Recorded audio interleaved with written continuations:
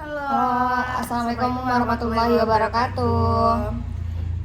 Sebelumnya, perkenalkan nama saya Asalina Salmasabila dari kelas 3B dengan NIM B272420242083. Saya Kamil Asyana dengan NIM P272420242081. Jadi di sini kita mau kuis tebak-tebakan sama murojaah bareng tentang obat anti diabetes, kardiovaskular, Pernapasan sama obat hormonal.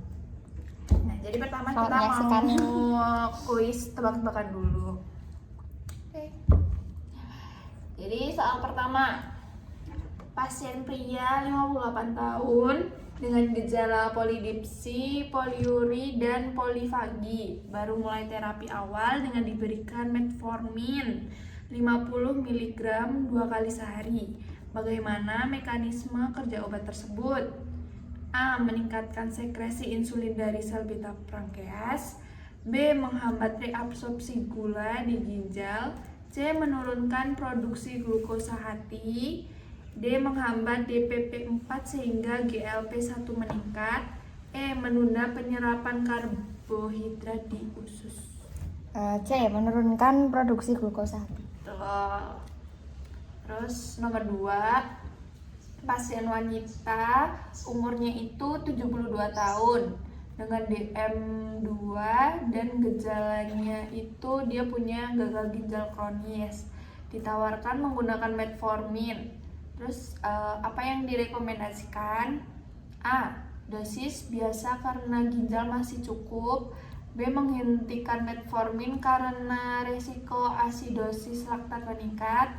C. Ganti ke dosis 500 mg sekali sehari. D. Menambahkan dosis setiap hari untuk mengimbangi ginjal. E. Tidak perlu mengubah karena efek ginjal minimal. D. Hentikan metformin karena risiko asidosis laktat meningkat. Yang nomor 3, pasien dengan A1C 7,5%, GDS-nya 300 mg per dl dan GDP-nya 160 mg per dl. Mulai terapi glibenclamid 5 mg sehari. Apa efek yang paling beresiko dari obat tersebut? A. Hiperglikemia. B. Hipoglikemia berat. C. Peningkatan berat badan sangat minimal. D. Asidosis metabolik. E. Penurunan sekresi insulin. B. Hipoglikemia berat. Yang nomor 4, pasien dengan HbA1c 7,5%, GDS-nya sama kayak tadi 300 mg per dl dan GDP-nya 160 mg per dl. Diberi glipizid 10 mg sehari. Apa mekanisme kerja utama obat tersebut? A. Menghambat transporter SGLT2 di ginjal. B. Menghambat reseptor PPAR di jaringan adiposa. C. Merangsang sekresi insulin lewat penutupan kanal K+ATP. D. Menghambat enzim alfa glukosidase di usus. E. Meningkatkan sekresi GLP. Merangsang sekresi insulin lewat penutupan kanal K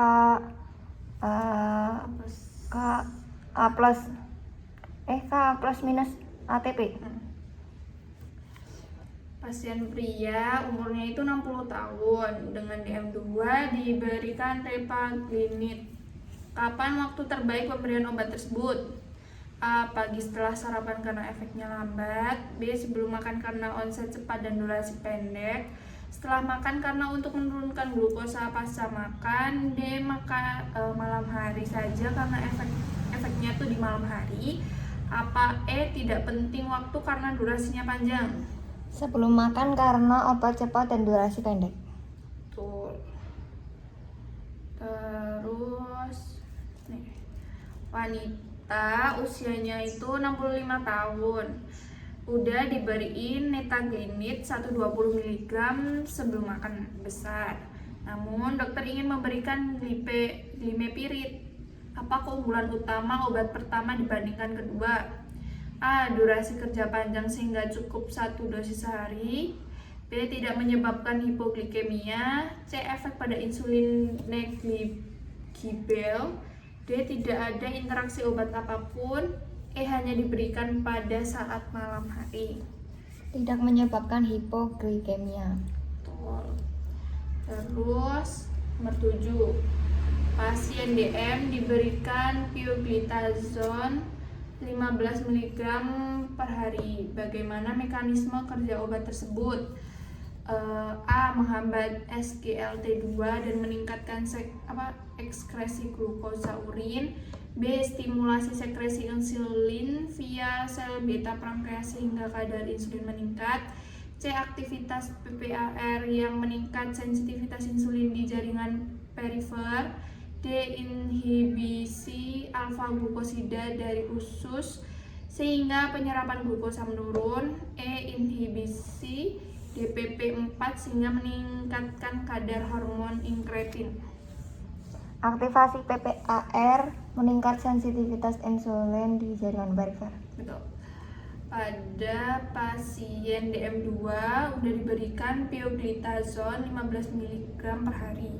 Apa efek samping obat tersebut yang harus diwaspadai? A. Hipoglikemia berat. B. Resiko hipertensi berat. C. Peningkatan risiko gagal jantung. D. Risiko gagal jantung akut. E. Kerusakan saraf perifer. Peningkatan resiko gagal jantung.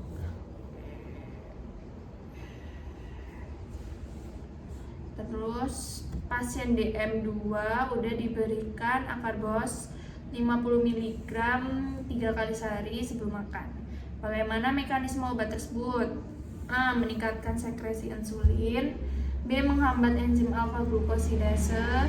C. Menurunkan reabsorpsi glukosa di ginjal. Yang D. Aktivasi PPAR. Yang E. Menghambat DPP4. Menghambat enzim alfa glukosidase.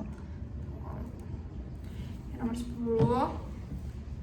Pasien DM2 diberikan akarbosol 50 mg 3 kali sehari sebelum makan. Apa efek samping yang sering muncul? A. Hipoglikemia. C. Pusing dan anemia. Tadi B. Yang C itu flatulensi dan diare. D. Peningkatan berat badan. E. Hiponatremia. Flatulensi dan diare. Gantian ya, Sal. Oke. Pasien DM2 diberikan sitagliptin 100 mg per hari. Apa mekanisme utama dari obat tersebut? Aktivasi reseptor GLP1 langsung, inhibisi DPP4 sehingga meningkatkan kadar inkretin. C. Inhibisi SGLT2 di ginjal sehingga glukosa menurun. D. Merangsang sekresi insulin tanpa memandang glukosa. E. Menurunkan reabsorpsi glukosa di usus. Yang B, yang inhibisi DPP4 sehingga meningkatkan kadar inkretin. Pasien DM2 diberikan sitagliptin 100 mg per hari. Apa efek samping penting yang harus dimonitor dari obat tersebut? A. Risiko hipoglikemia berat. B. Risiko pankreatitis. C. Gagal jantung kongestif. D. Gagal ginjal. E. Kerusakan retina. Yang risiko pankreatitis. Ya, tuh. Pasien DM2 diberikan vildagliptin 50 mg 2 kali sehari. Yang benar tentang vildagliptin adalah A. Durasi kerja panjang seperti 24 jam. B. Tidak ada interaksi dengan obat jantung manapun.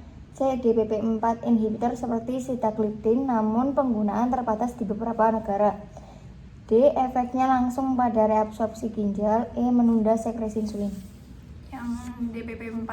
Ya, betul. Sama kayak sitagliptin.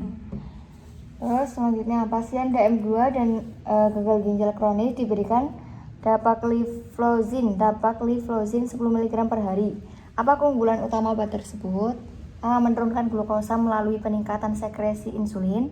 B. Menurunkan berat badan dan risiko kardiovaskular atau renal. C. Tidak menyebabkan peningkatan diuresis. D. Efeknya hanya pada pankreas. E. Tidak ada efek samping ginjal.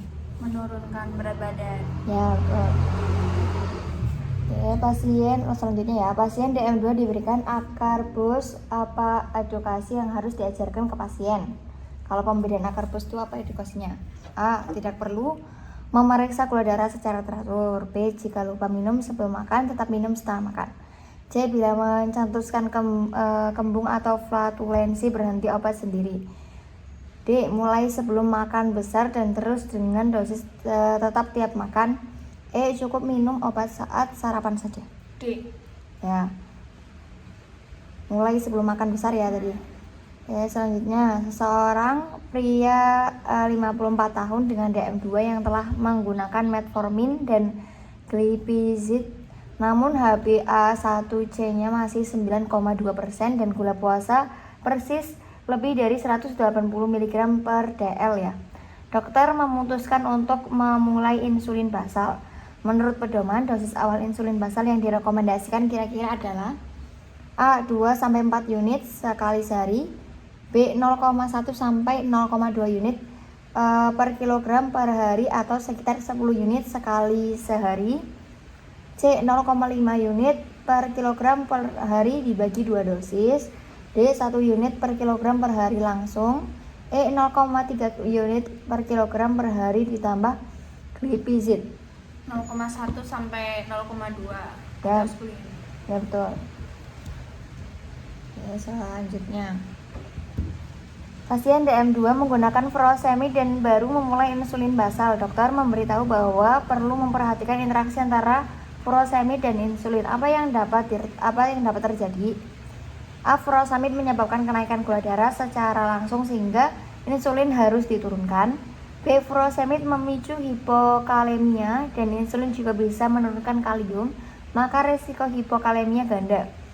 C. Furosemid meningkatkan ekskresi insulin melalui ginjal, maka harus ditingkatkan dosis insulinnya.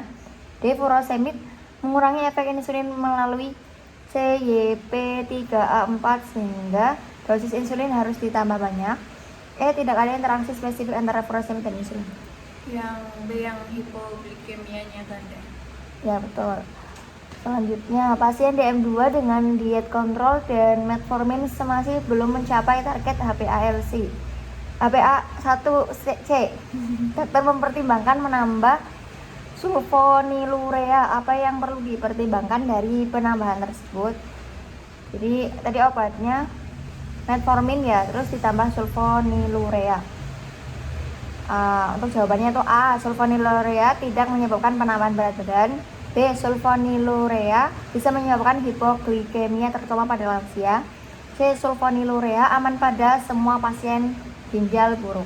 D. Sulfonilurea meningkatkan sekresi GLP-1. E. Sulfonilurea bukan pilihan kombinasi dengan insulin. Dapat menyebabkan hipoglikemia. Ya, betul. Selanjutnya, pasien DM2 dengan gagal jantung dan eGFR rendah ingin menggunakan SGLT2 inhibitor. Apa yang harus dipastikan dari kondisi pasien? A. eGFR minimal 90 ml per menit yaitu agar aman. Terus B. Batas eGFR spesifik untuk dapagliflozin dan indikasi kardiovaskular renal telah diperluas. C. SGLT2 inhibitor tidak boleh diberikan bersama metformin. D. Dosis dapagliflozin harus selalu 20 mg per hari. E. Efek hanya gula darah tidak mempengaruhi ginjal atau kardiovaskular. B. Ya. Maaf guys, tadi keluar sendiri jadi gitu. Ya, jadi kita ulang. Tadi salah 19 ya. Pasien DM2 dengan gagal jantung dan eGFR rendah ingin menggunakan SGLT2 inhibitor. Apa yang harus dipastikan dari kondisi pasien? A. eGFR minimal 90 ml per menit agar aman. B. Batas eGFR spesifik untuk dapagliflozin dan indikasi kardiovaskular atau renal telah diperluas. C. SGLT2 inhibitor tidak boleh diberikan bersama metformin. D. Dosis dapagliflozin harus selalu 20 mg per hari. E. Efek hanya gula darah tidak mempengaruhi ginjal atau kardiovaskular. Apa itu jawabannya? B. Ya, betul. Batas eGFR spesifik ya. Selanjutnya nomor 20, pasien DM2 dan obesitas dengan gangguan ginjal ringan memakai pioglitazone. Apa obat yang mungkin berinteraksi? A. Rifampicin dapat menurunkan efek pioglitazone. B. Simvastatin dapat meningkatkan efek pioglitazone signifikan. C. Warfarin memerlukan penurunan dosis secara rutin. D. Amoxicillin dapat menurunkan efek pioglitazone. E. Digoxin dapat meningkatkan resiko hipoglikemia langsung. A yang rifampicin. Ya, rifampicin dapat menurunkan efek pioglitazone. Selanjutnya kita lanjut ke apa? Oh, yang apa? ini apa? Hormonal. Ya, ke hormonal.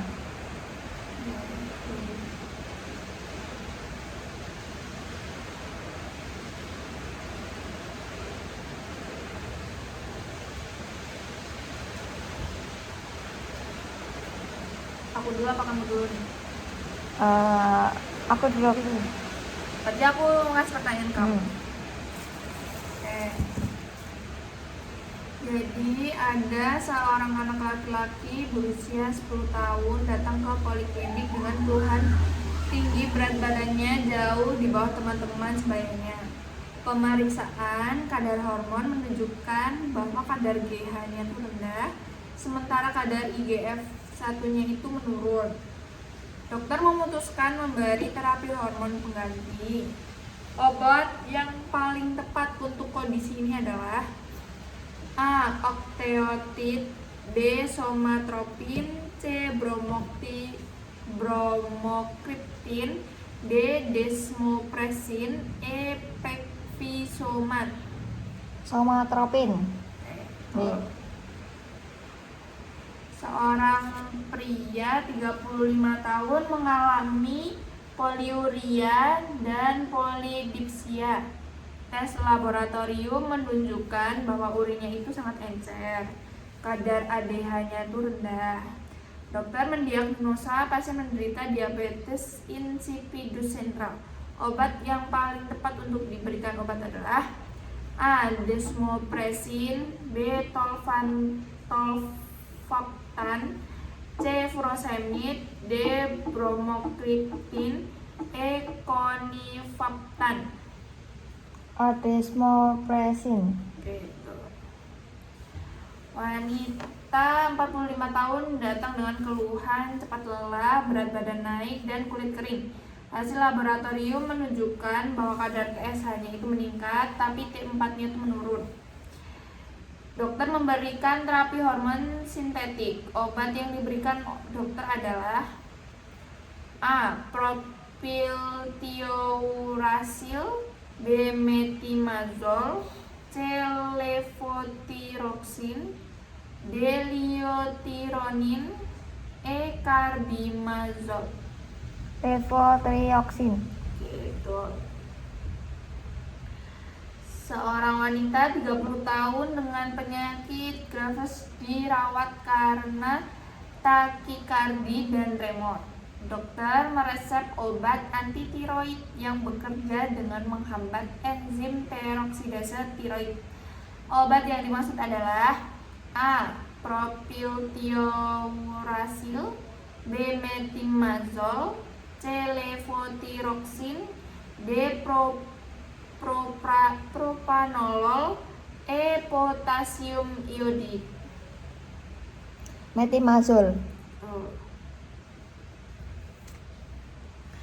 Seorang pasien wanita berusia 50 tahun mengalami kejang otot dan kesemutan di jari. Pemeriksaan laboratorium menunjukkan kalau kadar kalsiumnya serum itu rendah, tapi kadar PTH-nya juga rendah. Dokter memberikan obat yang mengandung bentuk aktif vitamin D untuk meningkatkan absorpsi kalsium. Obat yang diberikan adalah A. Ergokalsiferol, B. Kalsitriol, C. Teriparatid, D. Kalsitonin, E. Alendronat. Kalsitriol. Tapi yang ergosalsiferol juga bisa.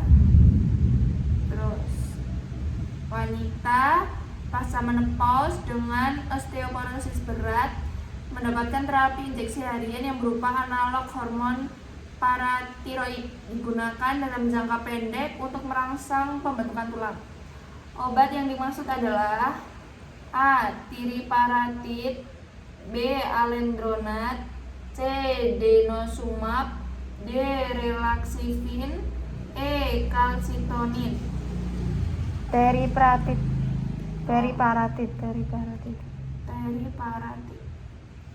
Terus seorang pria umurnya 55 tahun, penyakitnya itu Addison, terus udah mendapatkan terapi pengganti kortikosteroid. Dokter memberikan kombinasi obat untuk mengganti efek glukokortikoid dan mineral kortikoid. Obat yang sesuai adalah A. Dexamethasone dan spironolactone, B. Hidrocortisone dan fludrocortisone, C. Prednisone dan furosemid, D. Metilprednisolone dan amyloid, E. Triamcinolone dan eplerenone. Hidrokortison dan fludrokortison. Selanjutnya, ada wanita berumur 40 tahun didiagnosa dengan sindrom Cushing akibat tumor adrenal. Dokter memberikan obat yang bekerja menghambat sintesis kortisol melalui inhibisi enzim 11 beta hidroksilase. Obat tersebut adalah A. Ketoconazole, B. Metilrapone,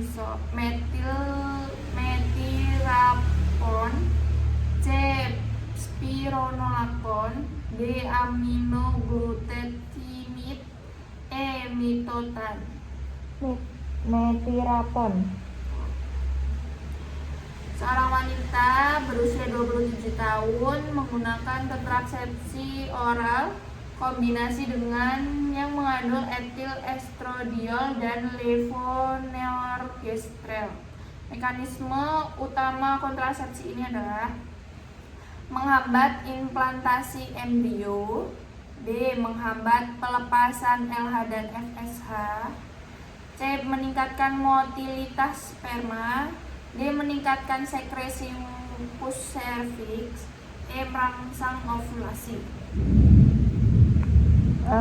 Menghambat pelepasan LH dan FSH. Seorang pasien laki-laki sering mengalami jet lag akibat perjalanan lintas zona waktu. Dokter menyarankan suplemen hormon yang disekresikan oleh kelenjar pineal. Obat yang direkomendasikan adalah A. Melatonin, B. Triptopan, C. Modafinil, D. Zolpidem, E. Lorazepam. Melatonin. Selanjutnya sama. Wanita 33 tahun mengalami galaktorea dan amenore. Pemeriksaan menunjukkan prolaktin tinggi akibat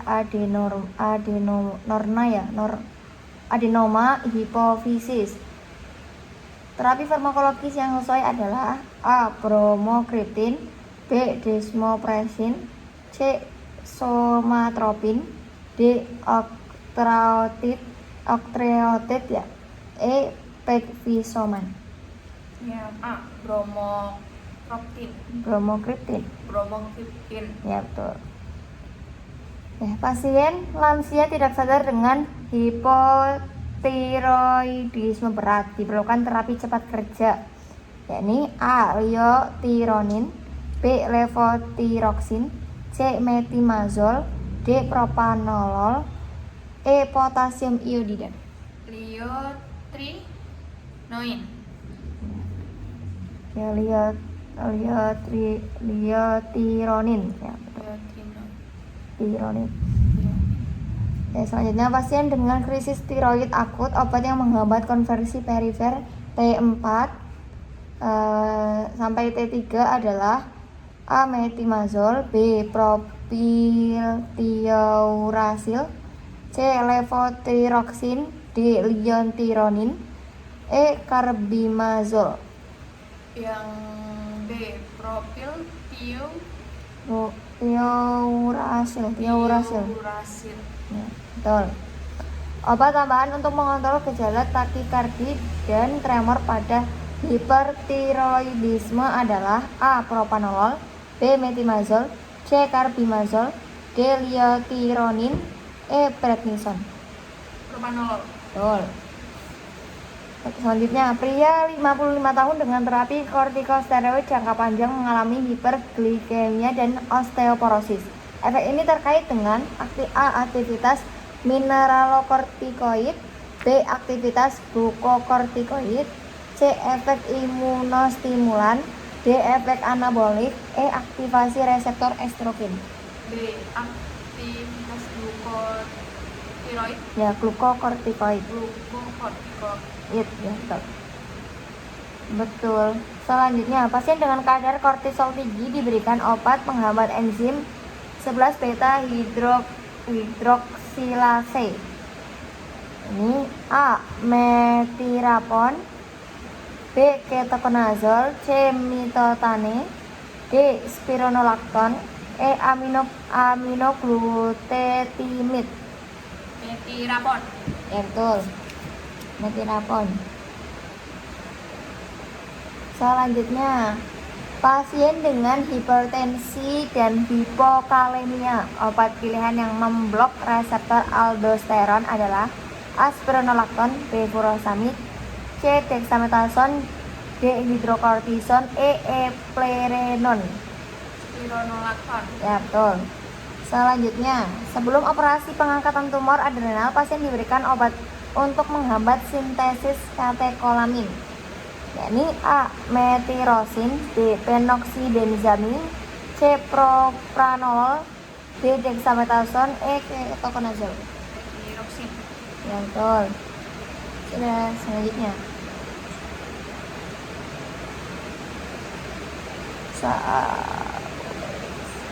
Ini lagi. Ini.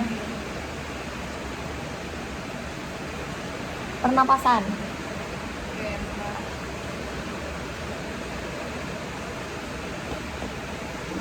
Pernapasan.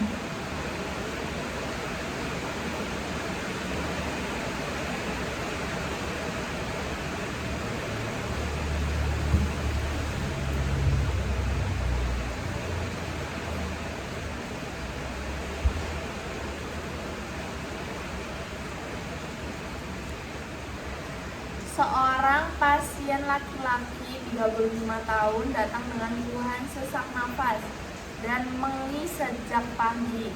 Riwayatnya punya asma sejak kecil. Pemeriksaan menunjukkan wheezing di kedua paru-paru. Dokter meresepkan inhaler untuk serangan akut.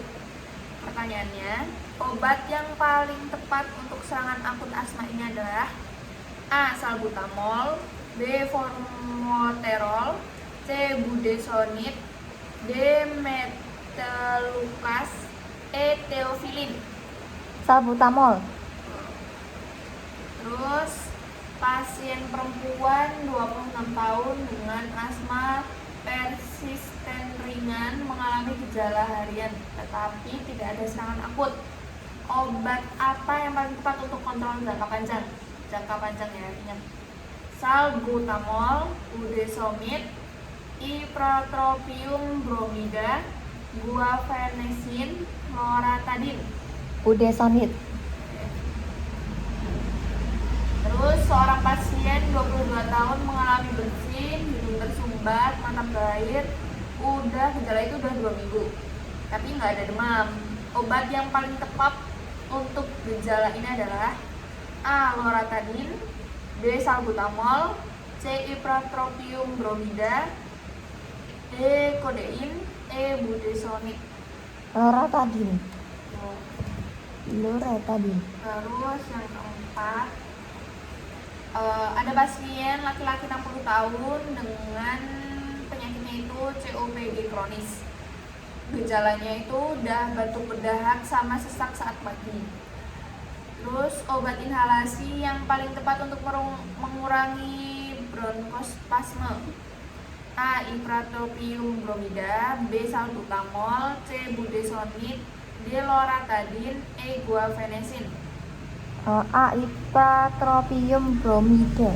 Ipratropium bromida.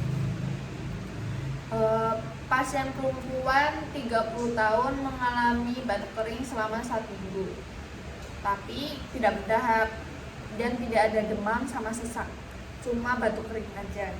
Obat yang paling tepat untuk mengurangi batuk non produktif: A. dextromethorphan, B. guaifenin, C. salbutamol, D. ipratropium bromida, E. loratadine. Dextromethorphan. Terus pasien laki-laki 45 tahun dengan bronkitis kronis, batuk berdahak kental sama sulit dikeluarkan. Obat yang membantu melarutkan dahak: A. acetylcysteine, B. salbutamol, C. loratadine, D. dextromethorphan, E. ipratropium bromida. Acetylcysteine. Seorang anak laki-laki 8 tahun, gejalanya flu, batuk berdahak, encer. Obat yang tepat untuk mempermudah mengeluarkan dahak: A. guaifenesin, B. dextromethorphan, C. budesonide, D. salbutamol, E. ipratropium bromida. Guaifenesin. Pasien dewasa dengan pilek, hidung tersumbat, bersin, sama nafas tersumbat. Obat yang efektif untuk meredakan hidung tersumbat: pseudoephedrine, B. loratadine, C. budesonide, D. salbutamol, E-nya acetylcysteine. Pseudoephedrine. Ada pasien keluhannya asma persisten sedang, tapi dia juga mengalami batuk pada malam hari sama sesak sudah beberapa kali dalam seminggu. Pilihan obat kombinasi yang sesuai: A. salmeterol dan plus fluticasone, B. salbutamol aja, atau C. loratadine, D. guaifenesin, sama E. acetylcysteine. Salmeterol dan fluticasone. Terus terakhir, pasien asma kontrolnya itu baik, tapi dia membutuhkan bronchodilator untuk kontrol jangka panjang. Ingat, jangka panjang. Obat yang termasuk long action beta 2 agonis: A. formoterol, B. salbutamol, C. budesonide, D. ipratropium bromida, E. loratadine. Formoterol. Kemudian sama. Pasien asma berat datang dengan serangan akut yang tidak merespon inhaler. Terapi tambahan yang tepat adalah A. prednisone oral, B. loratadine, C. ipratropium bromida, D. guaifenesin, E. salbutamol. Prednisone oral. Ya betul. Selanjutnya, pasien 40 tahun mengalami alergi rinitis parah, kesulitan tidur karena hidung tersumbat dan bersin terus. Pilihan obat antihistamin yang juga Hey guys, tadi agak kepotong. Jadi ini kita lanjutkan. Ya. Tadi ya, pasien 40 tahun mengalami alergi rinitis parah, kesulitan tidur karena hidung tersumbat dan bersin terus. Pilihan obat antihistamin yang juga menyebabkan kantuk adalah A. diphenhydramine, B. loratadine, C. salbutamol, D. budesonide, E. ipratropium bromida. Diphenhydramine. Betul. Pasien mengalami hidung berair terus-menerus karena alergi meski sudah memakai loratadine. Obat tambahan yang efektif untuk mengurangi sekresi hidung adalah A. ipratropium nasal spray, B. salbutamol inhaler, C. budesonide inhaler ya, D. guaifenesin, E. pseudoephedrine. Topium nasal spray. Betul. Selanjutnya, pasien dewasa dengan batuk kering kronis yang mengganggu tidurnya. Obat yang termasuk antitusif opioid adalah A. kodein, B. dextromethorphan, C. Guaifenesin, D. Loratadine, E. Salbutamol. Kodein. Betul. Mukolitik plus antioksidan, asetilesteiin. Pasien COPD kronis, batuk berdahak, kental dan mudah infeksi. Obat yang membantu mengencerkan dahak sekaligus memberi efek antioksidan adalah A. Asetilesteiin, B. Salbutamol, C. Budesonide, D. Loratadine, E. Ipratropium bromida. Asetilesteiin. Ya betul. Pasien dewasa batuk produktif dengan dahak encer, obat yang tepat untuk mempermudah mengeluarkan dahak. A. Guaifenesin, B. Dextromethorphan, C. Salbutamol, D. Ipratropium bromida, E. Budesonide. Guaifenesin. Betul. Dekongestan topikal ya ini. Pasien mengalami hidung tersumbat akibat pilek ingin lega cepat. Obat dekongestan topikal pilihan adalah A. Oxymetazoline nasal spray, B. Pseudoephedrine oral, C. Loratadine, D. Budesonide, E. Guaifenesin. Nasal spray. Betul. Biar cepat pakainya nasal spray. Pasien COPD dengan sesak kronis batuk berdahak. Kombinasi obat yang efektif untuk bronkodilasinya adalah, ini kombinasi obatnya ya, A. Salbutamol dengan ipratropium bromida, B. Salbutamol dengan budesonide, C. Loratadine dengan guaifenesin, D. Pseudoephedrine dengan diphenhydramine, E. Kodein dengan asetilesteiin. Salbutamol sama ipratropium. Ya betul. Selanjutnya, pasien mengalami hidung tersumbat kronis sudah memakai dekongestan oral tapi masih mampet. Terapi tambahan yang sesuai adalah A. Budesonide nasal spray, B. Salbutamol inhaler, C. Guaifenesin, D. Loratadine, E. Kodein. Budesonide nasal spray. Ya betul. Pasien alergi parah, hidung tersumbat bersin dan mata berair setiap hari. Kombinasi obat yang paling tepat adalah A. Loratadine plus budesonide nasal spray, B. Salbutamol dengan ipratropium, C. Guaifenesin dengan dextromethorphan, D. Kodein dengan asetilesteiin, E. Pseudoephedrine dengan diphenhydramine. Loratadine sama budesonide nasal spray. Ya betul. Loratadine dengan budesonide nasal spray. Dah. Nah, sudah selesai tulisnya. Mau tebak-tebakan ya? Yeay. Ya. Nah, sekian. Wassalamualaikum warahmatullahi wabarakatuh.